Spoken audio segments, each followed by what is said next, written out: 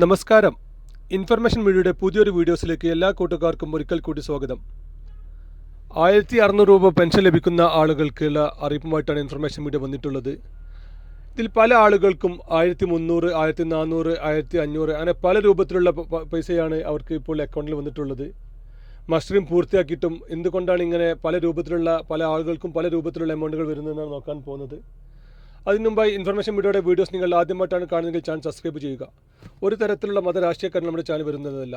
Pension അറിയിപ്പുകൾ, ആരോഗ്യ insurance കാർഡുമായി ബന്ധപ്പെട്ട അറിയിപ്പുകൾ എന്നിങ്ങനെയുള്ള ഗവൺമെൻറ് അറിയിപ്പുകൾ മാത്രമാണ് നമ്മുടെ ചാനൽ വരുന്നത്. ശ്രദ്ധിക്കുക, ഗവൺമെൻറ് അറിയിപ്പ് എപ്പോൾ വേണമെങ്കിലും പുതിയ അപ്ഡേഷൻ വരാം. അതുകൊണ്ട് തന്നെ പുതിയ നിർദ്ദേശങ്ങളും അഭിപ്രായങ്ങളും ലഭിക്കാൻ ചാനൽ സബ്സ്ക്രൈബ് ചെയ്യുക. 1300 രൂപയാണ് കേരള സർക്കാർ പെൻഷൻ. അതിൽ ബാക്കി 300 രൂപ കേന്ദ്ര സർക്കാരിൻ്റെ പെൻഷനാണ്. കേന്ദ്ര സർക്കാരിൻ്റെ പുതിയ നയം അനുസരിച്ച് കഴിഞ്ഞൊരു വർഷത്തോളമായി സർക്കാർ നേരിട്ടാണ് ഇപ്പോൾ പെൻഷൻ നൽകുന്നത്.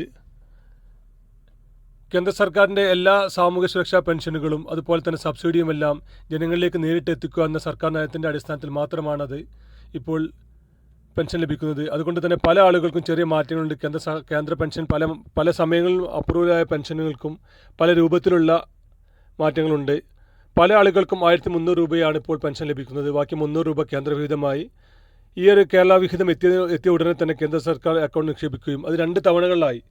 ആദ്യം കേരള സർക്കാരിൻ്റെ 1300 രൂപയും പിന്നീട് 300 രൂപ കേന്ദ്രത്തിൻ്റെ വിഹിതമായിട്ടാണ് പെൻഷൻ ലഭിക്കുക.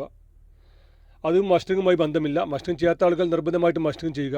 എങ്കിൽ മാത്രമായിരിക്കും കേന്ദ്രത്തിൻ്റെയും കേരളത്തിൻ്റെയും വിഹിതം നമുക്ക് അക്കൗണ്ടിൽ എത്തുകയുള്ളൂ. ഈ ഒരു ഓണത്തിന് മുമ്പായിട്ട് തന്നെ 3200 രൂപ കൂടി, അതായത് 2 മാസത്തെ പെൻഷൻ കൂടി കേരള സർക്കാരിൻ്റെയും കേന്ദ്രത്തിൻ്റെയും വിഹിതമായ 1600, 1500 രൂപ നമ്മുടെ അക്കൗണ്ടിൽ വരുന്നതാണ്. അതുകൊണ്ട് തന്നെ മസ്റ്ററിങ് പൂർത്തിയാക്കാത്ത ആളുകൾ എത്രയും പെട്ടെന്ന് തന്നെ മസ്റ്ററിങ് പൂർത്തിയാക്കാൻ ശ്രമിക്കുക. അതുപോലെ തന്നെ പല കാര്യങ്ങളും പല വീഡിയോസിലും പറഞ്ഞതുപോലെ തന്നെ പല ആളുകൾക്കും പല കാരണങ്ങൾ കൊണ്ട് പെൻഷൻ കിട്ടാതിരിക്കുന്നുണ്ട്. എന്ത് കാരണങ്ങൾ കൊണ്ടാണോ എന്ന് കറക്റ്റായി അന്വേഷിച്ചതിന് ശേഷം അതിനുള്ള പോംവഴി ചെയ്യുക. എങ്കിൽ മാത്രമായിരിക്കും തുടർന്നും അവർക്ക് പെൻഷൻ ലഭിക്കുക. അതുപോലെ തന്നെ ഇപ്പോൾ പുതിയ പെൻഷന് അപേക്ഷ നൽകാൻ ഇപ്പോൾ സാധിക്കുന്നുണ്ട്.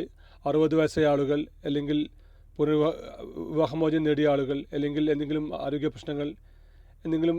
പ്രശ്നമുള്ള ആളുകൾക്ക് ഇവർക്കെല്ലാം പെൻഷൻ നൽകുന്നുണ്ട്. അതുകൊണ്ട് തന്നെ എത്രയും പെട്ടെന്ന് പുതിയ പെൻഷനും അപേക്ഷ സമർപ്പിക്കാൻ ശ്രദ്ധിക്കുക. ഇനിയൊരു പുതിയ വീഡിയോസുമായി കാണാം. അതുവരേക്കും എല്ലാ കൂട്ടുകാർക്കും നന്ദി, നമസ്കാരം.